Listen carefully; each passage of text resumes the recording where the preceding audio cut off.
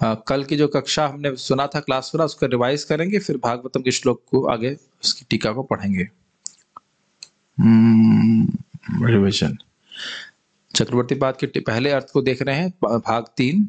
प्रश्न कोई कर सकता है तो भगवान तो अपरिवर्तनीय है, उनमें परिवर्तन नहीं होता है, तो फिर वे इस जगत के उपादान कारण कैसे हुए? क्योंकि इस जगत में हम परिवर्तन देखते रहते हैं। प्रकृति को उपादान कारण कहना चाहिए। मान लो कोई व्यक्ति ये पूछे या कोई ऑब्जेक्शन करे तो उत्तर है क्योंकि भौतिक शक्ति भगवान की शक्ति है, इसलिए भगवान को ही उपादान कारण कहा जाएगा। भगवान इसके कारण है, केवल जड़ प्रकृति अपने आप में कारण नहीं है। और उदाहरण से समझाया गया था कि पारस मणि के उदाहरण से समझाया गया है, जो अनेक वस्तुओं से स्पर्श करती है और लोहे को सोने में परिवर्तित कर देती है, लेकिन स्वयं परिवर्तित नहीं होती है। ऐसे ही भगवान अपनी संकल्प शक्ति से प्रधान में क्षोभ उत्पन्न करते हैं। प्रधान मतलब रजगुण तमगुण सतगुण की साम्य अवस्था, इसमें कुछ सृष्टि नहीं होती है, क्षोभ उत्पन्न करते हैं, लेकिन भगवान में कोई परिवर्तन नहीं आता, संकल्प मात्र से वो कर देते हैं। दूसरा पॉइंट, जड़ वस्तुओं में सृजन कार्य शक्ति नहीं होती है, वस्तुओं को कोई जीवित व्यक्ति बनाता है। जड़ वस्तु इस जगत का कारण नहीं हो सकती। समझ में आ रहा है? Matter can not be cause of this world. कर्म तो जड़ वस्तु है, कर्म के फल का निर्धारण एक सचेतन व्यक्ति करता है। ये सब प्रकृति के पीछे भगवान है जो सर्वज्ञ है। समझ में आ रहा है बात? जो हम कर्म कर रहे हैं उसका फल देने वाला कोई व्यक्ति है, केवल कर्म ही अपने आप में कर्म हमें कोई फल नहीं दे सकता है। इस जन्म में आपने दान किया है तो उसका मतलब अगले जन्म में कौन व्यवस्था करेगा कि आपको बहुत पैसा मिले? भगवान व्यवस्था करेंगे। अपने आप में वो कर्म शक्ति नहीं है कि वह आपको कोई कुछ आगे जाकर के कुछ करा दे। और ये बहुत बड़ी बात है कि मीमांसक ऐसा बोलते हैं, कर्म करो, ईश्वर की क्या जरूरत है? कर्म करो, अच्छे कर्म करोगे अच्छा फल मिलेगा, भोग प्राप्त करोगे, आनंद लोगे। लेकिन ऐसा नहीं है। कर्म अपने आप में जड़ हैं, कर्म हमें कुछ नहीं दे सकते हैं। कर्म के सिद्धांत को, नियम को बनाने वाले भगवान हैं, जो उन कर्मों के अनुसार व्यक्ति को सुख या दुख की प्राप्ति कराते हैं। वॉल्यूम इंक्रीज करना है। कोई बोल रहे हैं voice is low? Okay, 1 second. Hare Krishna, Hari Hari, Hare Krishna. Voice is okay? मैंने तो कुछ किया ही नहीं। ये मंदिर में होता है, पता है? साउंड अगर कोई तेज हो, कोई बोले साउंड बहुत कम है, तो आप चले जाइए और थोड़ा सा घुमा दीजिए। हाँ ठीक है, घुमाइए नहीं, खाली वहां पे जाकर खड़े हो जाइए, कुछ कर दीजिए। अभी ठीक है? हाँ अभी ठीक है। हाँ, कुछ भी करने की जरूरत नहीं, हल्का सा ऐसे ऐसे कर दीजिए। हाँ ठीक है, आप ठीक है। कभी कभी थोड़ा सा आपको ये भी हो सकता है कि आप ईयरफोन से सुनेंगे तो ठीक से सुनाई पड़ेगा। मैंने सेटिंग में कुछ चेंज नहीं किया, ठीक है? सब कुछ ठीक है, ओके। खुद की इच्छा से भगवान सृष्टि करते हैं, ये बात भी बोली गई थी। भगवान से कोई प्रार्थना करने नहीं गया था। भगवान हमारे, एक्चुअली कई होना चाहिए, टाइपिंग एरर हो गई, हमारे कई जन्मों से हमारी प्रतीक्षा कर रहे हैं कि हम उनकी ओर उन्मुख हों, उनकी तरफ देखें। और हमारे सारे दुखों का कारण केवल यही है कि हम भगवान से विमुख हैं, ठीक है? कृष्ण कृपा देने के लिए स्वतंत्र हैं, स्वराट शब्द की व्याख्या की जा रही थी। उतावले भी हैं, कृपा देना भी चाहते हैं। हमें केवल सेवा करने के लिए उतावला होना चाहिए। सेवा, आप इधर से आप सेवा करेंगे तो कृष्ण उधर से कृपा करते ही। उनका नाम है अच्युत, अर्थात अपने भक्तों पे अपने भक्तों पे कृपा करने से वे कभी चूकते नहीं है। जीव का ज्ञान न्यूनतम है और भगवान सर्वज्ञ है। जीव कुछ नहीं जानता है कि जगत सृष्टि कैसे हो रही, क्या हो रहा है। अर्थज्ञता की बात हो रही है। अर्थ मतलब जगत की सृष्टि के संबंध में जो कार्य हो रहा है, जगत कार्य हो रहा है, उसके संबंध में केवल भगवान ही सर्वज्ञ, और कोई कुछ नहीं जानता। और जो कुछ जानता भी है वह भगवान पे निर्भर होकर ही जानता है। जितना भगवान जनवाते हैं वही उतना जान पाता है। तेने ब्रह्म हृदयादि कव्य मोहयंती तो सूर्य। उस संबंध में भी ब्रह्मा जी को वो भगवान पे ही आश्रित रहकर वो ज्ञान प्राप्त करना पड़ा, अपने से स्वतंत्र नहीं थे, ठीक है? शास्त्रों में भगवान के गुणों का, लक्षणों का वर्णन है, शास्त्र प्रमाण है। बहुत इंपॉर्टेंट बात है। ये भी हमने टीका में पढ़ा था कि शास्त्र ऐसा नहीं है कि भगवान अनिर्वचनीय है, ब्रह्म अनिर्वचनीय, को वचन से बोल नहीं सकते, वर्णन नहीं कर सकते, ऐसा नहीं है। शास्त्र में उनके गुणों का वर्णन है। और यहाँ पे हम भागवत में सुन ही रहे हैं, पहले श्लोक में भगवान के तटस्थ और स्वरूप लक्षणों का वर्णन सुन रहे हैं। तो कैसे कह सकते हो कि भगवान का वर्णन नहीं है? बिल्कुल है। जगत की सृष्टि करने वाला एक सचेतन व्यक्ति है, ये तो समझ गए, नॉन कॉन्शियस ऑब्जेक्ट नहीं है। ये प्रभुपाद की लाइन इंग्लिश में रखी गई है, absolute is sentient, thou has proved impersonal calamity, thou has removed। Srila Prabhupada wrote in glorification of Srila Bhakti Siddhanta Saraswati Thakur ji. तो इससे हमें समझ में आता है कि आचार्यों का मुख्य उद्देश्य क्या है, इस निर्विशेषवाद और मायावाद का खंडन करना। Krishna is conscious, if you become conscious of this then we become Krishna conscious. ये समझ में आया था? कृष्णा इज कॉन्शियस, कृष्ण एक केवल फिलोसफिकल कंसेप्ट मात्र नहीं, वो व्यक्ति हैं। हम हर कार्य के लिए उन पर निर्भर हैं। मच्चित्तः सर्व दुर्गाणी, अपने चित्त को हम उनमें लगाना चाहिए और उनकी कृपा से हम पार हो जाएंगे। तो जब हम समझेंगे कृष्ण एक व्यक्ति हैं तो उनसे व्यक्ति के रूप में डील करेंगे, उनके सुख विधान के बारे में बात करेंगे, कृष्ण किस प्रकार से मुझसे सुखी हो सकते हैं। ये सब बातें होंगी तभी तो हम कृष्ण भावना भावित होंगे। मेरी बात समझ में आ रहा होगा। और नहीं तो प्राय हम क्या सोचते हैं, कोई ईश्वर नहीं है, ये ईश्वर है तो निराकार है, मैं कुछ भी करूंगा क्या फर्क पड़ता है। ये कृष्ण अनकॉन्शियस बात होती है। एक जगह वक्त बता रहे थे कि प्रभुपाद व्यक्ति को बोले, do not be Krishna unconscious. इसका अर्थ समझे, do not be Krishna unconscious. Krishna, हम कोई कार्य कर रहे हैं, कुछ बोल रहे हैं, कुछ सोच रहे हैं, कुछ भी सोचिए, उसके दो ही परिणाम हैं, या तो कृष्ण प्रसन्न होंगे या कृष्ण प्रसन्न नहीं होंगे। तो कृष्ण अनकॉन्शियस मतलब हम बोल रहे हैं, सोच रहे हैं, कह रहे हैं और ये भी विचार नहीं कर रहे क्या से कृष्ण प्रसन्न होंगे। That is called Krishna unconscious. काफी इंटरेस्टिंग बात है। भगवान स्वराट हैं, वे सब कुछ अपने आध्यात्मिक स्वरूप से ही नियंत्रित करते हैं, संकल्प मात्र से करते। तो सब समझ में आ गया होगा। भगवान के लिए कोई कार्य करनी नहीं है, मतलब ऐसा नहीं है कि अब उनको अपनी इंद्रियां हिलाने की जरूरत पड़ेगी कोई कार्य करने के लिए। वो इच्छा मात्र सब कुछ कर सकते हैं, उनकी कोई भी इंद्रिय कोई भी कार्य कर सकती है। भगवान सूंघ कर, केवल देख कर भी खा सकते हैं, ये तब जानते ही हो। अंगानी यस सकलेंद्रिय वृत्ति मानती, उनकी कोई भी इंद्रिय किसी भी इंद्रिय की वृत्ति को धारण कर सकती है। उनकी विविध शक्तियां हैं। भगवान का ज्ञान स्वाभाविक है। स्वाभाविक मतलब समझ रहे हैं, हम लोगों को यहाँ पे ज्ञान के लिए किसी पे आश्रित होना पड़ता है, ट्यूशन पढ़नी पड़ती है, लेकिन भगवान को देखने मात्र से ज्ञान हो जाता है किसी वस्तु का। वो पहले देखने मात्र से क्या ज्ञान होता है, उन्हें पहले से ज्ञान है ही। ठीक है, वैसे ये भी बोला गया है आचार्यों के द्वारा, देख के समझ जाते हैं क्या है। भगवान भक्त को उसकी वर्तमान स्थिति में नहीं देखते। ये बहुत महत्वपूर्ण चर्चा करी थी। वो जानते हैं कि आज अगर भक्ति कर रहा है तो आगे कैसा हो जाएगा, उसके अनुसार उससे आदान प्रदान करते हैं। सोचिए, अगर ध्रुव महाराज के बारे में उनकी मां सुरुचि को पता होता कि भगवान का दर्शन कर लेंगे आज से 4 महीने बाद, 6 महीने लगा था कि 4 महीने लगा, 6 मंथ्स, मुझे लग रहा है 4 मंथ्स, 6 मंथ्स था। ठीक है, तो जो भी रहा हो, तो 6 महीने बाद ये व्यक्ति भगवान का दर्शन कर लेगा तो क्या उस तरह से बर्ताव करती जैसे उन्होंने किया। लेकिन ये बात भी है कि जब अगर ऐसा बर्ताव नहीं करती तो उनको भगवान के दर्शन की उत्कट लालसा भी नहीं होती, तो एक तरह से निमित्त ही बनी उनमें। लेकिन ये सब बातें हैं, हम कौन जाने कौन कितना बड़ा भक्त बन जाएगा। किसी कर्म को करने से भक्ति प्राप्त नहीं होती, भक्ति करने से ही भक्ति प्राप्त होती है। ये बहुत इंपॉर्टेंट पॉइंट हमने कल सीखा था। दुनिया का कोई भी कार्य कर लीजिए, अगर हम भगवान का नाम जप नहीं करेंगे तो नाम जप करने में रुचि थोड़ी ना होगी। भागवत क्लास में नहीं आने से भागवत क्लास में रुचि नहीं होने लग जाती है। कोई कहेगा हमें क्लास समझ में नहीं आ रही है, तो नहीं आने से समझ में आने लग जाएगी, नहीं आने से तो और नहीं समझ में आएगी ना। ये बात समझ में आ रही है? क्लास नहीं सुनेंगे तो क्लास समझ में नहीं आएगी। आने से कुछ तो लगेगा कि हाँ कुछ समझ में आ रहा है, कुछ नहीं आ रहा, कुछ पॉइंट छूटेंगे। और ये रिवीजन बहुत अच्छा है। बहुत सारे पॉइंट्स हम जो चर्चा करते हैं रिवीजन से बहुत ब्रशअप हो जाता है। दूसरी बात चर्चा करेगी थी, सेवा मतलब भक्त प्रसन्न हो। एक्चुअली सेवा का मतलब है कि जिसकी हम सेवा कर रहे हैं वह प्रसन्न हो जाए। ये जनरल डेफिनेशन है। ये तो भक्त सेवा की बात यहाँ पे रखा गया है, वैष्णव सेवा की, लेकिन वैष्णव सेवा के द्वारा भक्तों को प्रसन्न करने के द्वारा ही व्यक्ति को भक्ति प्राप्त होती है। जो ज्ञान ब्रह्मा जी के मुख से प्रकट हुआ वह उनके हृदय में भगवान ने प्रकट कराया था। ये टीका में बताया गया था। ब्रह्मा जी को भी अपना हृदय तपस्या के द्वारा शुद्ध करना पड़ा, तभी भगवान का हृदय में दर्शन हुआ।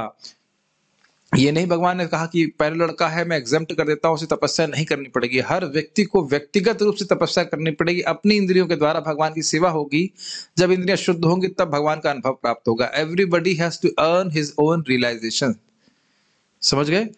अच्छा, इसमें एक और बड़े सुंदर बात भक्त ने बताई थी, रिस्पॉन्सिबिलिटी गिव्स रियलाइजेशन। ये बहुत अच्छी बात थी। मैं आज सुबह भी बोलने वाला था लेकिन मैं भूल के नहीं गया, दूसरा बात बोल गया। अगर हम अपने साधना की, सेवा की और संघ का दायित्व लेते हैं, तभी भगवान के द्वारा हमें साक्षात्कार रूपी उपहार प्राप्त होगा।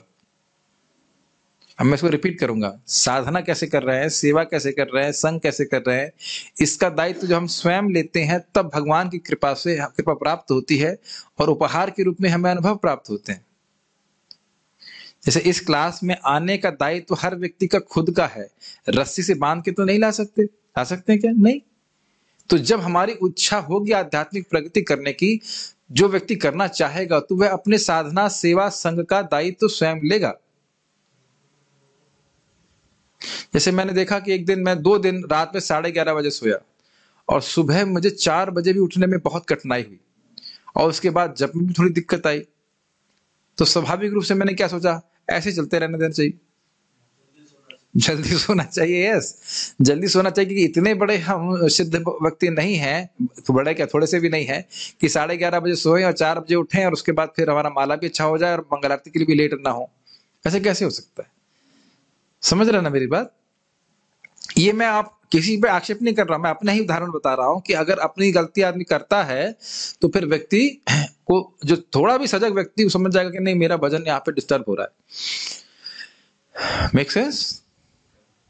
भाई एक दिन भी हम नहीं खाना खाएं तो दिक्कत होती है कि नहीं? एकादशी तो बहुत लोगों को अच्छी नहीं लगती होगी, तो एक दिन हम जप नहीं करें, एक दिन हम कैसे?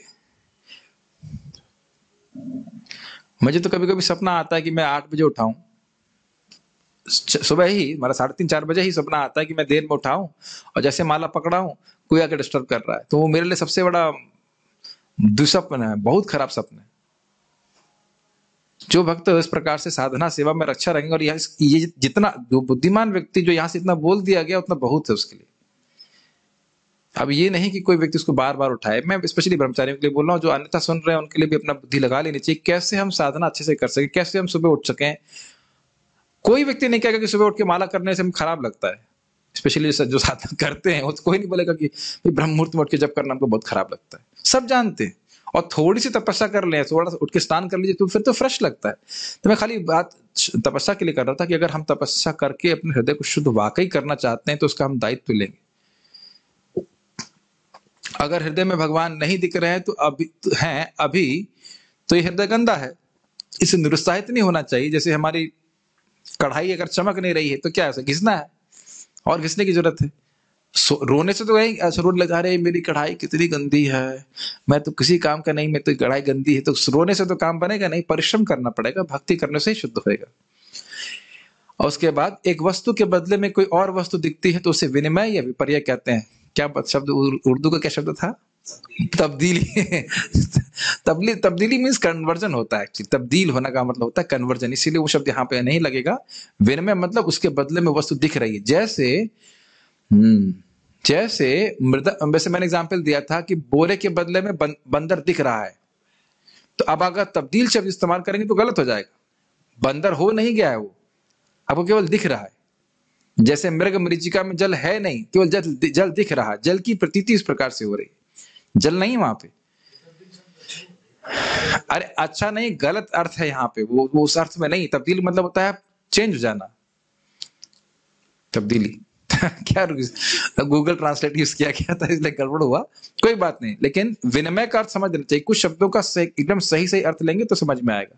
संस्कृत के शब्दों को वैसे ही समझना चाहिए। विनिमय या विपर्य का मतलब हुआ व्यत्यास, मतलब उसके बदले में वो वस्तु दिख रही, वो वस्तु हो नहीं गई है। ठीक है, आगे हम लोग पढ़ते हैं। बात यहाँ पे समाप्त हो रही थी या थीम ये चल रही थी कि भगवान का वपु पूरी तरह से चिन्मय है, लेकिन माया के प्रभाव से जो माया से प्रभावित हैं उनको ये भौतिक लगता है, ये बात हो रही थी। अब उसको खंडन करने के लिए बहुत सारे यहाँ पे वो दिए जाएंगे, उद्धरण शास्त्र से वो दे रहे हैं। गोपाल तापानी उपनिषद श्लोक पेज नंबर 59 दिख रहा है आप लोगों को? गोपाल तापानी उपनिषद कहता है तमेकम गोविंदम, क्या हो गया, नहीं मिला? ओ, मैं जल्दी बोलने के चक्कर में श्लोक बोलना ही भूल गया आज। मैं I was just carried away. श्लोक सबको याद ही होगा। ओम नमो भगवते वासुदेवाय जन्मादस्य यतोऽन्वयादितरतस् चार्थेष्वभिज्ञः स्वराट् तेने ब्रह्म हृदयादि कवये मुह्यन्ति सूरयः तेजो वारिमृदां यथा विनिमयो यत्र त्रिसर्गो मृषा धाम्ना स्वेन सदा निरस्तकुहकं सत्यं परं धीमहि। ओके, शुरू करते हैं। हम लोग अभी कहां पे हैं श्लोक में? तेजो वारी मृदाम, ये गलत लिखा है यहाँ। तेजो मृदाम यथा विनिमयो गलत है, ये सब पलट गया इसमें, इसको नहीं दिखाता हूं अभी। तेजो वारी मृदाम यथा विनिमयो यत्र त्रिसर्गो मृषा। तो जिस प्रकार से जल में स्थल की प्रतीति होती है, स्थल में जल की प्रतीति होती है, या जल में अग्नि की प्रतीति होती है, उस प्रकार से भगवान का स्वरूप कैसा है? चिन्मय है।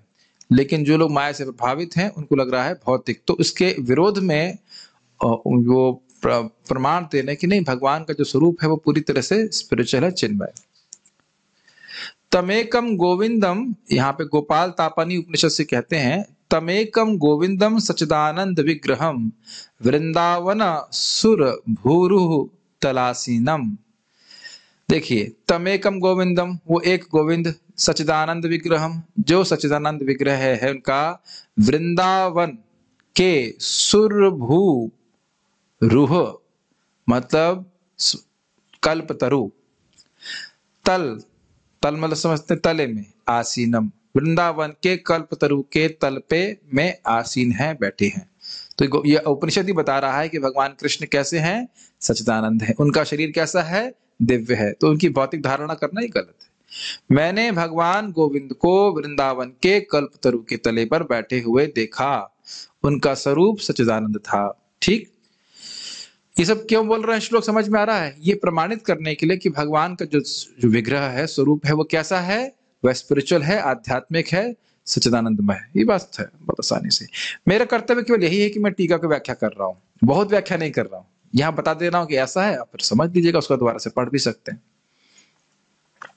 राम तापनी उपनिषद कहता है, अर्ध मात्रात्मको रामो ब्रह्म नंदैक विग्रह।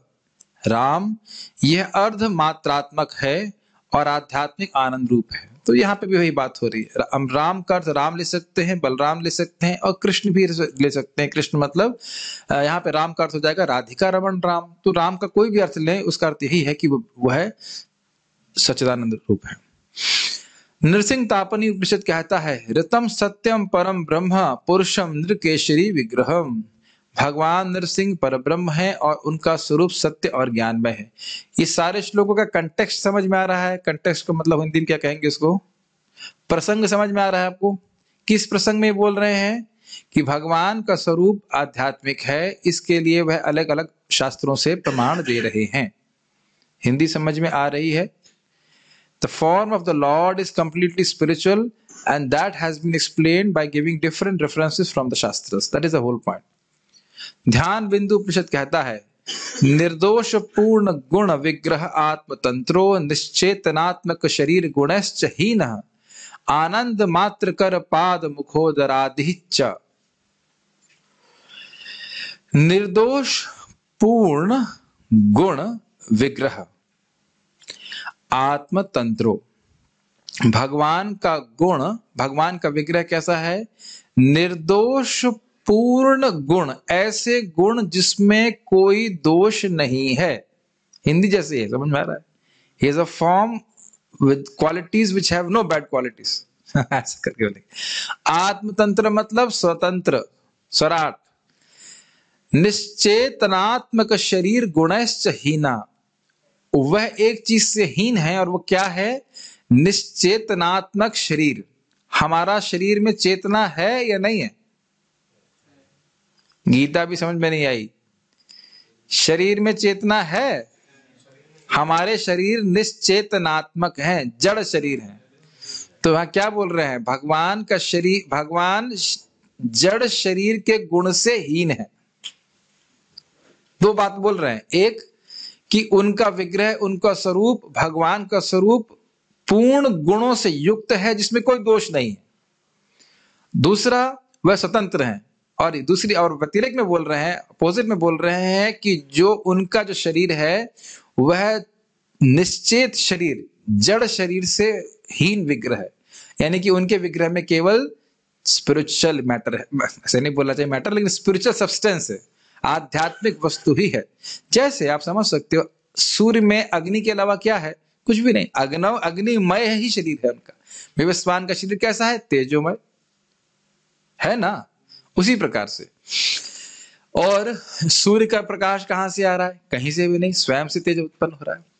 और उसके बाद तो आसान है, आनंद मात्र कर पाद मुखोदरादि। उनके कर मतलब हाथ, पाद मतलब चरण, मुख मतलब मुख, और उदर मतलब पेट आदि, यानी भगवान के जितने भी अंग हैं वो कैसे हैं? आनंद मात्र सच्चिदानंद। तो एक ही बात को अलग अलग उपनिषद से बता रहे हैं। कभी कभी लोग पुराण की बात नहीं मानते, ऐसे कुछ महात्मा होते हैं, तो उपनिषद की बात मानते हैं, तो हम तो उपनिषद को मानेंगे। तो उपनिषद के देखिए श्लोक लिखे हैं, यहाँ पे स्पष्ट रूप से बता रहे हैं कि कृष्ण भगवान पूरी तरह से सच्चिदानंदमय है।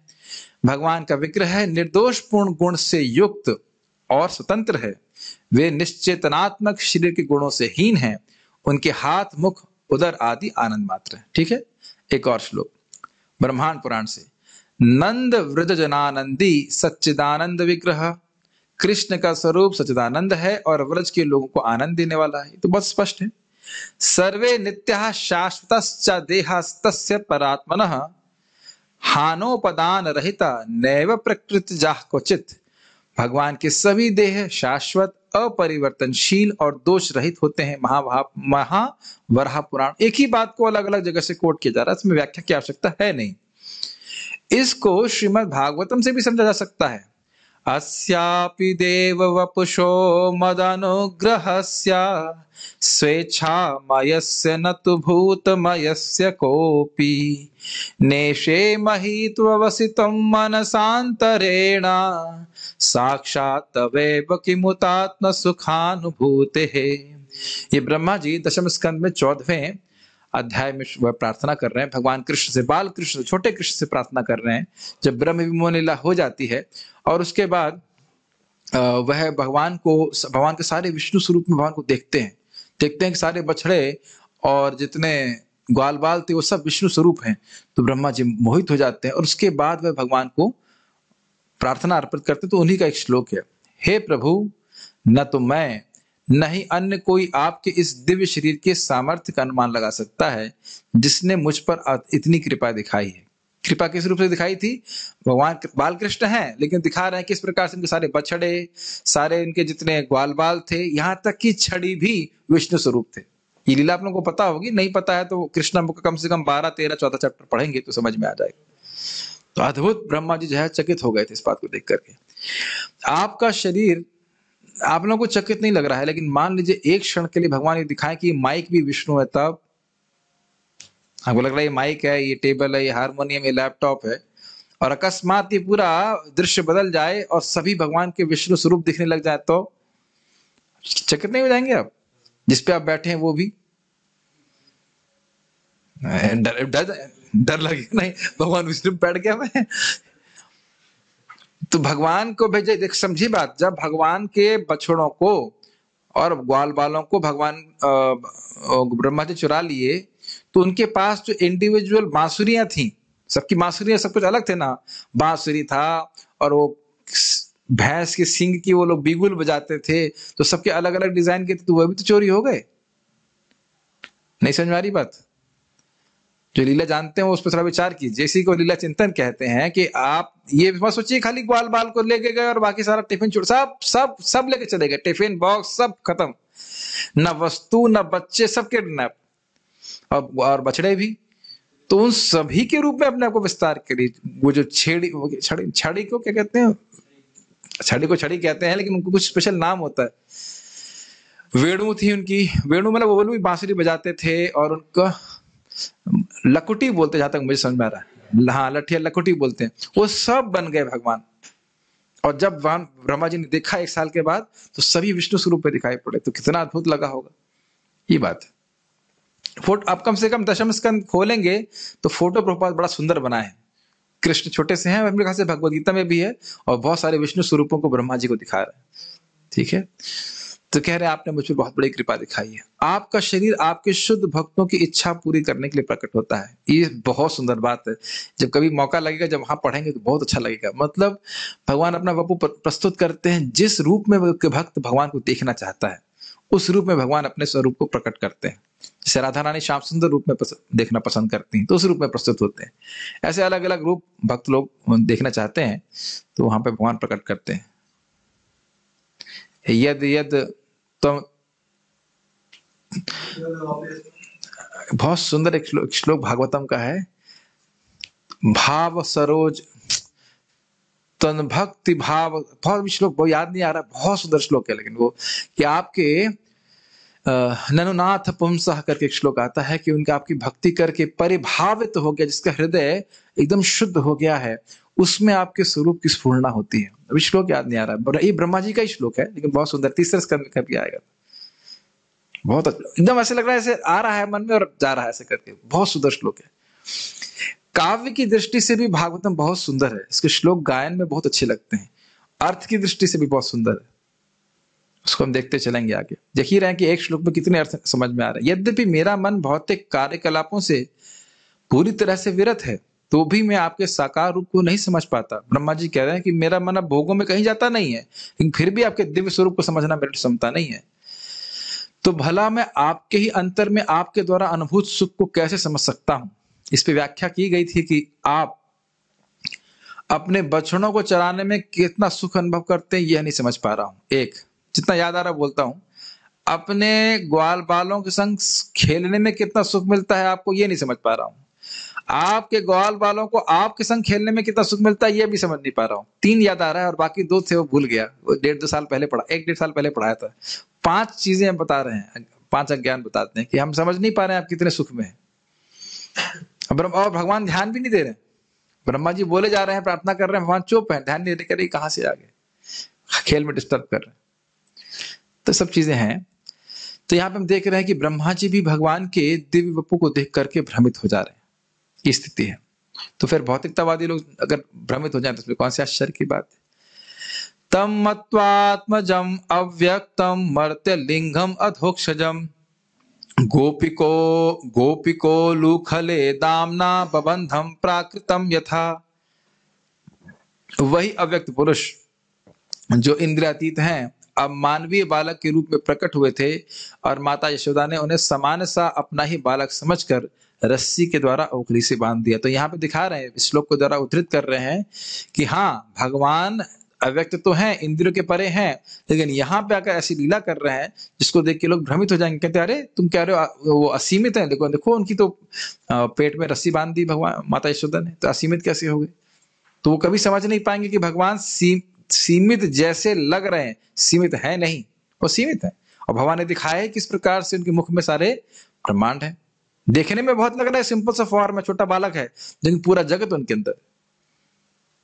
इस प्रकार से बातें बोल रहे हैं। तो यानी इसे समझना चाहिए कि जो भगवान का स्वरूप है वह भौतिक स्वरूप की लिमिटेशन को क्या कहा जाएगा हिंदी में, सीमा, हाँ भौतिक रूप की सीमाओं से सीमित नहीं है। मैंने पहले भी बताया था कि इस जगत में किसी भी वस्तु का स्वरूप है तो उसका एक सीमा होनी चाहिए। जैसे एक लैपटॉप का स्वरूप कुछ रूप दिख रहा है ना, चौकोर सा है, तो चौकोर दिखने के लिए इसकी सीमा होनी चाहिए। ये बात समझ में आ रही है। मृदंग का जो शेप है, रूप है, वो क्या वो लैपटॉप जैसे दिखाई पड़ रहा है। तो दोनों रूपों में भेद है अगर, तो उन दोनों की कहीं लिमिटेशन होना चाहिए कि नहीं। यहां मैं उंगली से स्पर्श कर रहा हूं तो यहां से मृदंग शुरू हुआ कि नहीं हुआ। For object to have shape it has to be limited, is it not. लेकिन कृष्ण के, ये भौतिक रूप की लिमिटेशन है, लेकिन कृष्ण का स्वरूप है लेकिन फिर भी वह सीमित है।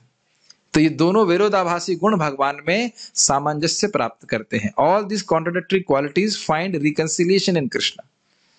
कृष्ण का स्वरूप है और देखने में लग रहा है लिमिटेड है, लेकिन है वो अनलिमिटेड। मेक सेंस, पूरा जगत ही उसमें है। यस, तस्माद् इदं जगदशेषमसत्स्वरूपं स्वप्नाभमस्तधिषणं पुरदुःख दुःखं त्वय्येव नित्यसुखबोधतनावनन्ते मायात उद्यदपि तत् इवाव भाति।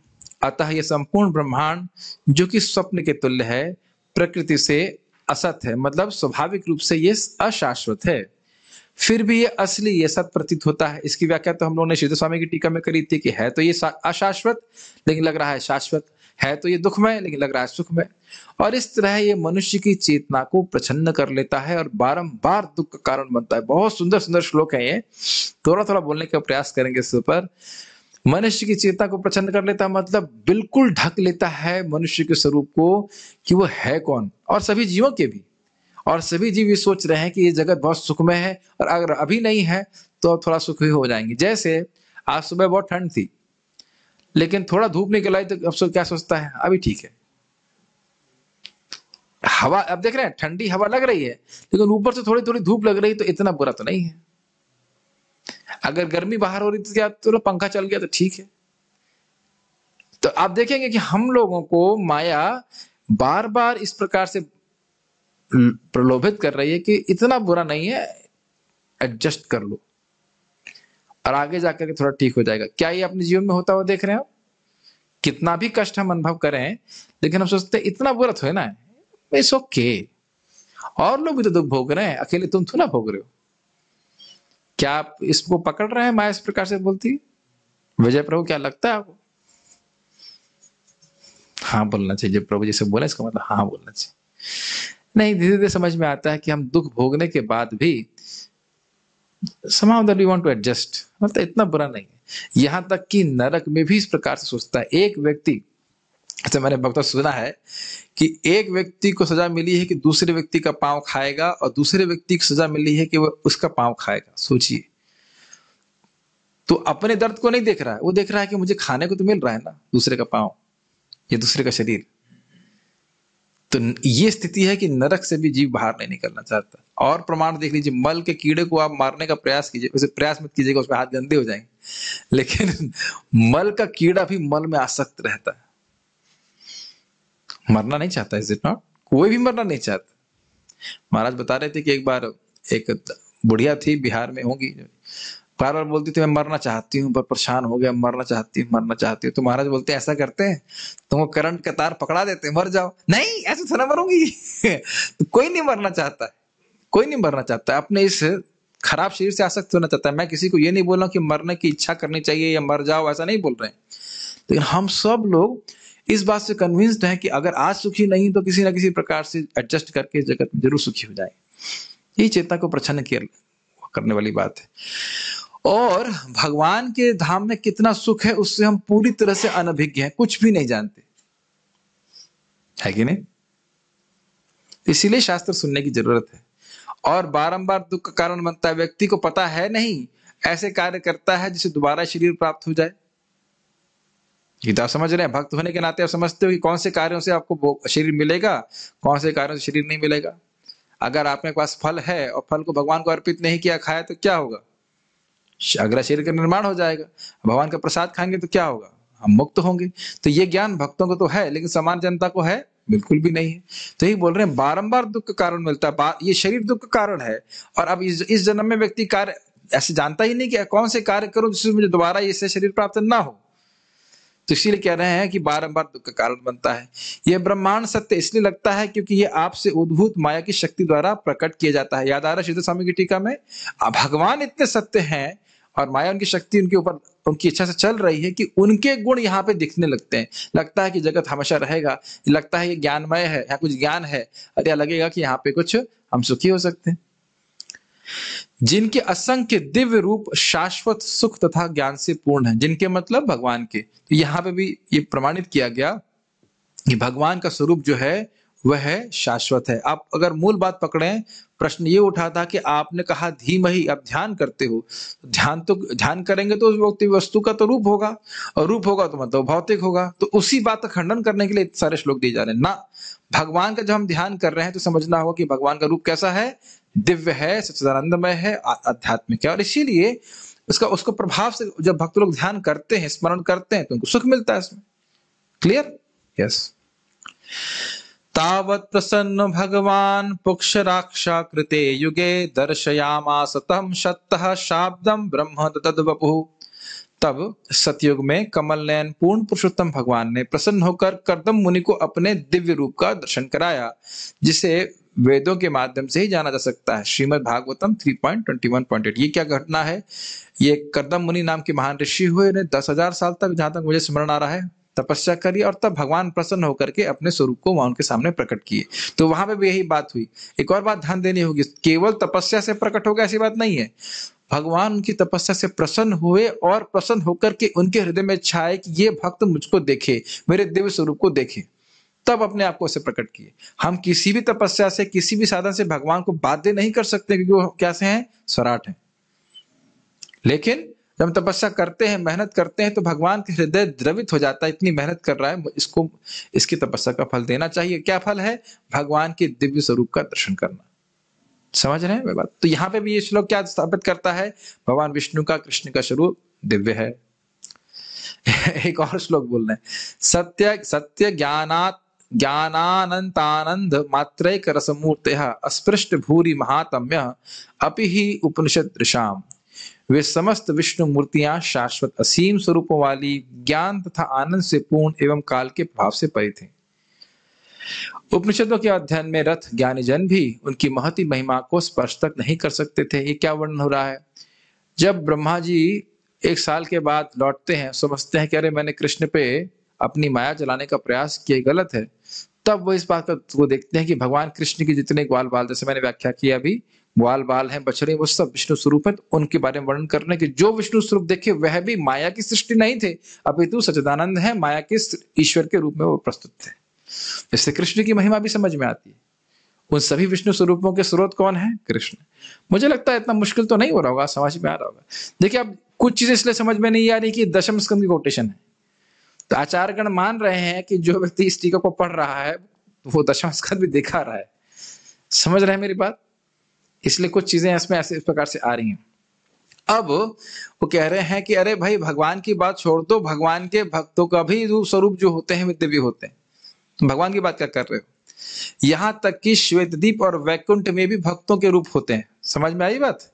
फ्लो समझ में आ रहा है? मुझे लगता है टीका कोई मुश्किल नहीं है, फ्लो समझ में आ रहा होगा कि अरे भगवान का शरीर दिव्य है, उसमें क्या कहना, भगवान के भक्तों का शरीर भी दिव्य होता है, इसके प्रमाण देंगे। यह रूप भौतिक नहीं होते हैं, क्योंकि वहां अतीन्द्रिय शब्द का उपयोग हुआ है। अतीन्द्रिय मतलब सुपर इंद्रिय। नारायणीय का कथन है, इसको कोट कर रहे हैं, अनिंद्रिया अनाहारा अनिष्पन्ना सुगंधिना एकांतिनस्ते पुरुषः श्वेतदीप निवासिनः। श्वेतदीप के निवासी भगवान के एकांतिक भक्त होते हैं और उनके शरीर सुगंधित होते हैं, भौतिक इंद्रियों के परे होते हैं, भौतिक भोजन की आवश्यकता से रहित होते हैं और भौतिक विकारों से रहित होते हैं। भौतिक विकार आप जानते हो ना, जन्म, वृद्धि, स्थिति, क्षय और नाश, मृत्यु। तो इस प्रकार से हम यहाँ से इस श्लोक से क्या सीख रहे हैं कि भगवान के जो नित्य पार्षद होते हैं उनका शरीर भी आध्यात्मिक होता है। ये बात महाभारत से सीख रहे हैं। जब भगवान के पार्षदों का शरीर आध्यात्मिक है तो उनके स्वामी का शरीर भौतिक कैसे हो सकता है? सिंपल सी बात है। आप देख सकते हैं कि टीकाएं बहुत मुश्किल नहीं है, एक पॉइंट को क्लियर कर रहे हैं कि भगवान के भक्तों को भी दिव्य शरीर प्राप्त होता है, चिन्मय शरीर, और भगवान को तो होता ही, इसमें कोई बात ही नहीं, शाश्वत रूप से इस प्रकार से। देहिंद्रियासु हीना नाम वैकुंठः पुरवासी नाम देह संबंध संबद्धम एतद आख्यात्मर्हसि।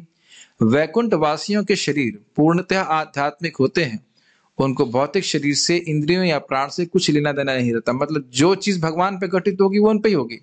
जो देह और देही का विभेद नहीं होता है भगवान में, उसी प्रकार से भगवान के पार्षदों में भी ऐसा भेद नहीं होता।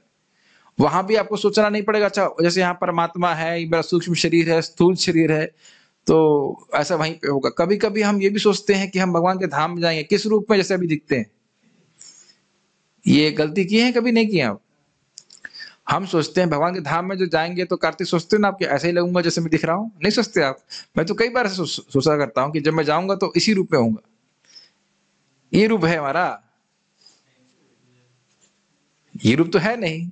अब देख रहे हैं हमारी पहचान कितनी है। अगर आप सोचो, थोड़ा सोचो कि मैं भगवान के धाम जा रहा हूं, तो ऐसे सोचोगे कि मैं जैसा दिख रहा हूं वैसे जा रहा हूं,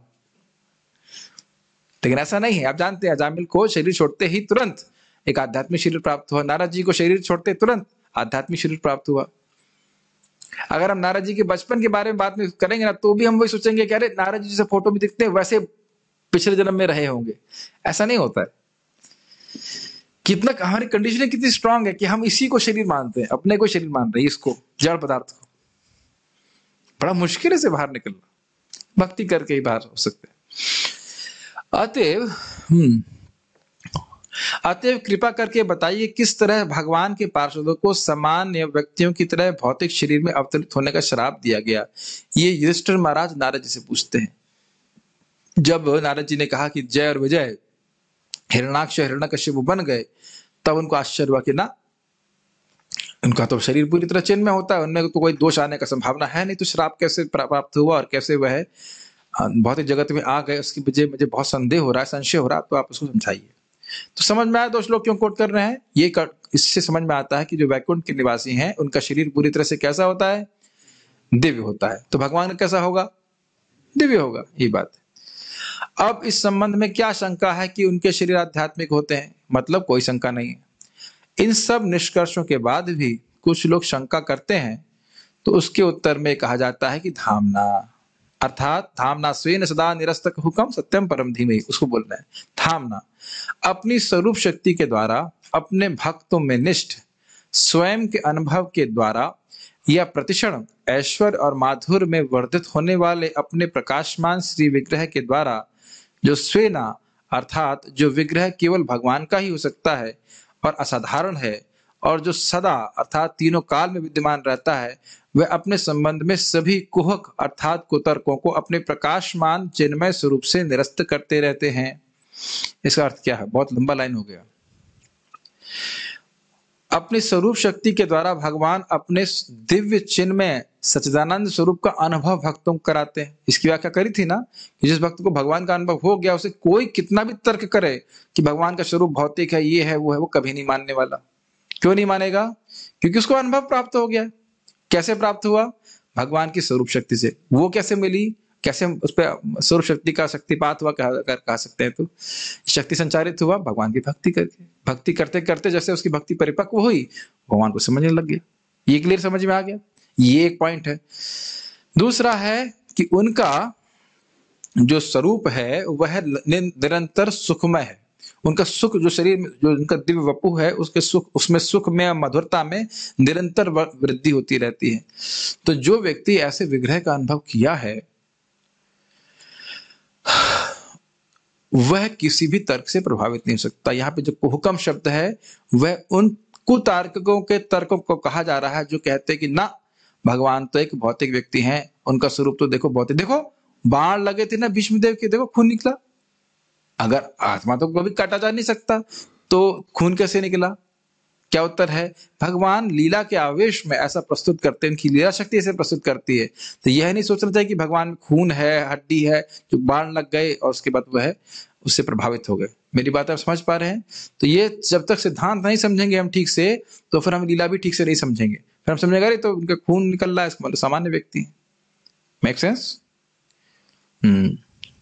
और सदा का मतलब है कि तीनों काल में, भूतकाल, भविष्य काल, वर्तमान काल में हर प्रकार का कोई तर्क होता है, उसको वो निरस्त करने वाले होते हैं। समझ में आ गया होगा। इस भारी लग रहा है तो यार 5 ही तो पेज हैं, पूरा कर देते हैं आज, फिर कल से दूसरा अर्थ शुरू करते हैं। इसको वेदांत सूत्र के इन सूत्रों के द्वारा इंगित किया जाता है, यथा तर्को अप्रतिष्ठानात्, भगवान के संबंध में तर्क स्वीकार नहीं किए जा सकते क्योंकि इनकी कोई प्रतिष्ठा नहीं होती। ये बात समझ में आ रही है? अब इसे क्या समझिए, इस श्लोक की व्याख्या ये पॉइंट कर रहा है कि अपने संबंध में जो भी कोई तर्क है, भगवान उसको अपनी स्वरूप शक्ति से निरस्त कर रहे हैं। तर्कों की कोई प्रतिष्ठा भगवान के सामने नहीं होती। तर्क जो है वो मन से चलते हैं, मन में आ रहे हैं, बुद्धि में आ रहे हैं। मेरी बुद्धि तेज है, मैं आपके तर्क काट दूंगा, आपकी बुद्धि तेज होगी, मेरे तर्क को काट देंगे। लेकिन इससे हम भगवान के संबंध में कुछ भी समझ नहीं सकते हैं। भगवान के संबंध में हमें शास्त्र का प्रमाण को स्वीकार करना पड़ेगा। शास्त्र में वर्णन है कि भगवान सच्चिदानंदमय है और उसका अनुभव भी अपने भक्तों को कराते रहते हैं, तो इसलिए कोई डाउट वह रहने देते नहीं इस तरह से। अब इसके बाद प्रमाण दे रहे हैं बहुत सुंदर। यमेवैष वृणुते तेन लभ्यस्तस्यैष आत्मा विवृते तनुम स्वाम। भगवान उसको अपना स्वरूप प्रकाशित करते हैं जिसका चुनाव वे स्वयं करते हैं। बहुत सुंदर बात है। भगवान को कोई देख नहीं सकता। जैसे अभी कोई कहे कि टॉर्च लेके आओ, टॉर्च जलाते हैं, सूर्य को देखते, संभव है? ना ना, अभी देखेंगे हम। क्या संभव है Amarnath Prabhu? Can you see the sun right now? No. आपको प्रतीक्षा करनी पड़ेगी, और जब सूर्य उदित होगा तो अपने आप समझ में आ जाएगा। अब कितने बल्ब सूर्य के बराबर होते हैं? कितना भी बल्ब दे दीजिए, कुछ भी कह दीजिए कि भाई बल्ब सूर्य प्रकाशमान है, अच्छा ये इसी ट्यूबलाइट की तरह होता होगा? ना, कितनी भी ट्यूबलाइट देख ले, वह सूर्य के प्रकाश का अंदाजा नहीं लगा सकता। सूर्य के प्रकाश का जो भी सोचेगा कि इतना बड़ा बल्ब, उतना बड़ा बल्ब, उतना बड़ा बल्ब, उससे भी बड़ा प्रकाशमान वस्तु है कि नहीं? और सूर्य के आने के बाद आपको कहे ये बल्ब जो है ना, ये सूर्य के समान है, मानेंगे? इस उदाहरण से सब कुछ क्लियर हो जाएगा। सूर्य को देखने के बाद कोई कह दे कि भाई ये बल्ब भी सूर्य के समान है, मान जाएंगे आप? नहीं मानेंगे। तो यही बात बोल रहे हैं कि और अब वो कैसे आप नहीं मानोगे? सूर्य के संबंध में सारे तर्कों को सूर्य अपने ही प्रकाश से नष्ट कर देता है। आप समझ में आ रही बात? तो जो व्यक्ति सूर्य का दर्शन कर लिया, कैसे किया? जब सूर्य भगवान उदित हुए, उसने दर्शन किया, तो समझ में सारा बात आ गई, यही ये सूर्य है। क्लियर? जिन लोगों ने सूर्य कभी नहीं देखा है वो उसमें अटकलबाजी कर सकते हैं, लेकिन देख लिया वो समझता है कि सूर्य का अर्थ क्या है। Make sense? कुछ ऐसे कीड़े होते हैं जो रात में मर जाते हैं, तो उनके तर्कों की वैल्यू कुछ सूर्य करेगा कि भाई हमको नहीं मान रहे हैं तो हम उदित हो जाए? नहीं। उसी प्रकार से आप बोल रहे हैं कि भगवान स्वयं अपने भक्त को जब उसकी भक्ति से प्रसन्न होते हैं, दिखाते हैं कि देखो मैं इस प्रकार से हूं, अन्यथा हम समझ नहीं सकते। ये बात बोल रहे हैं। बहुत अच्छा श्लोक है। इस श्लोक में तनुम शब्द के साथ स्वाम कहने का अर्थ यह है कि भगवान का शरीर उनकी स्वरूप शक्ति से प्रकट होता है। समझ में आई बात? तनु स्वाम का अर्थ भगवान अपने को प्रस्तुत कराते हैं अपनी स्वरूप शक्ति से। संधिनी शक्ति, संमित शक्ति, हिलादनी शक्ति स्वरूप शक्ति है, उसको द्वारा अपने स्वरूप को प्रकट करते हैं। स्वरूप तो हमेशा है, लेकिन वो प्रकट करते हैं भक्त के समक्ष। और ये भी हो सकता है कि भक्त देख रहा है और कोई देख ना पा रहा भगवान को। संतः सदैव हृदयेषु विलोकयन्ति, जिनके हृदय में प्रेम होता है भगवान के प्रति, भगवान को देख पाते हैं, बाकी कोई नहीं देख पाता। सब बातें समझ में आ रहा हो, मुश्किल चीज नहीं है। यानी पॉइंट ये है कि जब भक्त भगवान का ध्यान कर रहे हैं, या जिन लोगों ने भगवान का दर्शन किया है, वह किसी भौतिक वस्तु का दर्शन नहीं किए, वह आध्यात्मिक स्वरूप ही रहा है। ये बात बोल रहा है, और त्रिकालिक रूप से इस प्रकार से रहा है। भक्तों की केवल इमेजिनेशन, ये भावना मात्र नहीं थी। यह तथ्य कि भगवान के मन और नेत्र आदि भौतिक नहीं है, उसको बहुश्यामा, मैं बहुत हो जाऊं, और साएक्षतः उन्होंने दृष्टिपात किया से भी समझा जा सकता है, क्योंकि भगवान ने अपनी इंद्रियों का प्रयोग प्रकृति में शोभ उत्पन्न होने से पहले ही किया था, जो भौतिक मन और इंद्रियों की रचना करती है। इसको समझ में आई बात? साएक्षतः बहुश्यामा, भगवान ने सोचा कि मैं बहुत हो जाऊं, जीवों की सृष्टि करूं या जीवों को शरीर दूं। यह साएक्षतः उन्होंने देखा और जगत की रचना हो गई। तो अब देखा का मतलब क्या होता है? आंखें। अच्छा, उन्होंने आंखें से देखा और उसके बाद सृष्टि हुई, और सृष्टि के बाद सारे रूपों का सृजन हुआ, जिसमें लोगों की आंखें हैं, सब कुछ है। तो मतलब उनकी आंखें जो सृष्टि के पहले थी, वह सृष्टि के तत्वों से तो नहीं बनी है। क्या ये लॉजिक समझ पा रहे हैं? इस जगत की सृष्टि हुई तो इस जगत की हर वस्तु प्रधान से बनी है कि नहीं? ये बात समझ में आती है अशोक आपको? प्रधान से, महतत्व से बनी है, गुणों से बनी है, समझ में आ रही? अब जब ये सृष्टि हुई ही नहीं, और यहाँ पे श्लोक आ रहा है कि भगवान ने देखा, तो मतलब देखता कैसे आदमी? आंखों से देखता है। तो आंखों से देख रहा है, तो मतलब जब, और सृष्टि इधर हुई नहीं है, तो मतलब समझ लेना चाहिए यहाँ से कि भगवान की जो दिव्य आंखें हैं वो दिव्य हैं, वह महतत्व की सृष्टि नहीं। क्या इतना लॉजिक भी नहीं समझ पा रहे हैं? अभी बोल दिया जाता है कि अगर थोड़ा दिमाग लगाओ तो 50,000 रुपये मिल जाएगा। अच्छा, क्या लॉजिक है जरा बताइए प्रभु जी, क्या लॉजिक समझना है हमको? और यहाँ क्लास में आएंगे, बस 8 बज रहा है, बस 8:10 और 7:15 पे प्रभु जी पारायण करा देंगे और उसका सब रुक जाएगा। लॉजिक को घर में थोड़ा छोड़ के आया जाता है। थोड़ा लॉजिक है, लेकिन शास्त्र के आधार पर। इससे क्या प्रमाणित हो रहा है कि भगवान श्री कृष्ण का वपु कैसा है? दिव्य। ठीक। साथ ही यह श्लोक की परास्य शक्तिर विविधैव श्रूयते स्वाभाविकी ज्ञान बल क्रियाचा, यह इंगित करता है कि भगवान का ज्ञान, बल और कर्म उनके अपने स्वभाव से उत्पन्न होते हैं, ना कि भौतिक प्रकृति से। ये भी बहुत सुंदर बात है। भगवान की इच्छा से जो भगवान लीला करना चाहते हैं, क्रीड़ा करना चाहते हैं, उसके अनुसार वो कर्म करते हैं। अगर वो मान लीजिए कहीं दौड़ रहे हैं या कहीं भी कुछ भी कार्य कर रहे हैं, तो वह माया से प्रभावित होकर नहीं कर रहे हैं, जैसे हमें खाना खाना पड़ता है, ऐसा नहीं कि हमारी लीला है कि हम खाना खा रहे हैं। और खाना खाने के बाद जो कार्य करना पड़ता है वह भी हमारी लीला नहीं है। बाथरूम जाना हमारी लीला बिल्कुल नहीं है, लीला हमारी ये बाध्यता है। हम नहीं कह सकते मेरी इच्छा है मैं इस लीला को संपादित नहीं करूंगा। नहीं, नहीं, ये लीला तो करनी पड़ेगी आपको। तो जब करनी पड़ेगी बात आ जाएगी तो वह लीला नहीं होती। लीला मतलब अपनी इच्छा से, स्वेच्छा से, आनंद के लिए व्यक्ति करता है। ऐसे ऐसे ऐसे तर्क भी करते हैं कि जीव सुअर बन गया उसकी लीला है। और लोग, अद्भुत बात है, अद्भुत बुद्धू हैं, तो स्वीकार भी कर लेता है कि जीव सुअर के शरीर में है और उसकी लीला चल रही है। अजीब लीला है इनकी।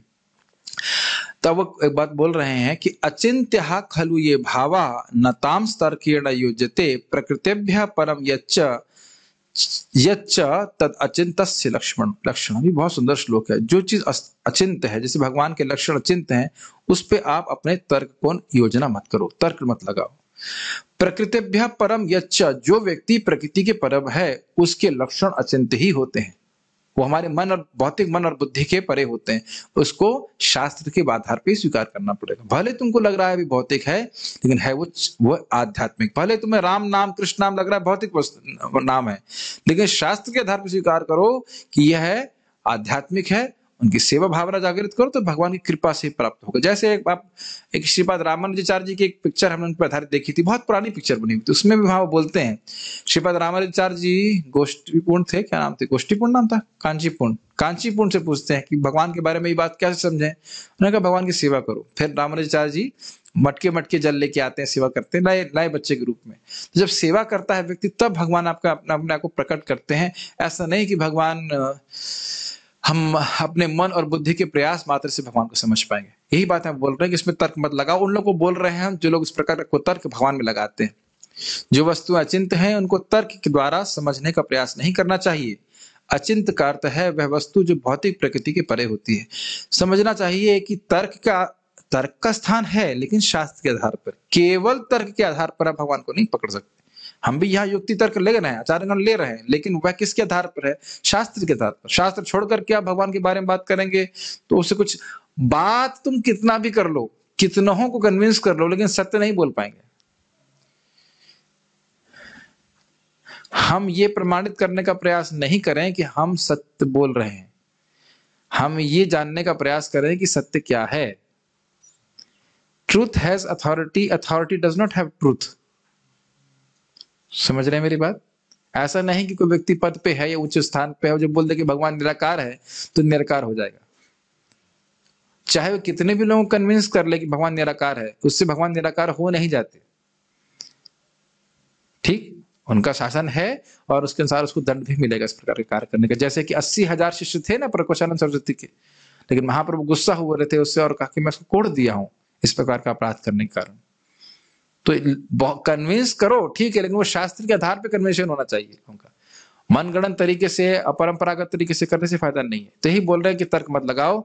इस श्लोक में यह चेतावनी दी जा रही है कि भौतिक तर्क को भगवान के संबंध में कभी प्रयोग नहीं करना चाहिए। इसका रिजल्ट क्या होगा? भ्रमित होगा व्यक्ति, भगवान को भौतिक मानेगा और उसकी आध्यात्मिक प्रगति रुक जाएगी। इसीलिए परंपरा में सुनना चाहिए। जैसे यह शास्त्र की आज्ञा है कि परदारान न गच्छेत, दूसरे की पत्नी का संग कभी नहीं करना चाहिए। यदि असुर प्रकृति के लोग भगवान पर कुतर्क के बाण चलाकर नरक में गिरते हो तो गिरे। बहुत हुई उनकी ऐसी चर्चा। भाई इतना सारा तुमको समझा दिया, अब तुम उसके बाद भी फालतू के तर्क करते रहो। आपने देखा होगा ना, कुछ लोग केवल तर्क करने के लिए करते हैं। हम आपको अपोज क्यों करेंगे? क्योंकि हम अपोजिशन में हैं, इसलिए आप सही भी बोलोगे तो हम आपको गलत ठहराएंगे। तो अब तुम ऐसा कर रहे हो, मतलब उस व्यक्ति को बोल रहे हैं चक्रवर्ती पाद ऐसा ही करने में तुले हो, और अगर नरक ही जाना चाहते तो फिर क्या करेंगे? तो यहाँ पे आज प्रथम अर्थ की समाप्ति हुई है। जितना मेरे पास क्षमता थी व्याख्या करने की मैंने किया। कल से हम दूसरे अर्थ के समझने का प्रयास करेंगे। प्रश्न है तो देख लेता हूं। 6 महीना, ठीक है। लकुटी, यस, ओके। क्या अर्जुन भौतिक शरीर के साथ स्वर्ग गया था युद्ध से पहले? ये कहां बताया? देखिए, आपको प्रश्न ठीक है, आपका प्रश्न तो हम दे देंगे उत्तर कि हाँ, वो इसी शरीर संग गए थे, लेकिन ये प्रश्न थोड़ा प्रसंग में पूछिएगा।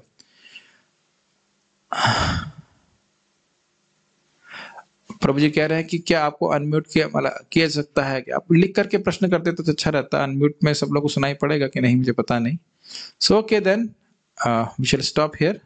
श्रीमद् भागवतम की जाए, श्रील प्रभुपाद की जाए।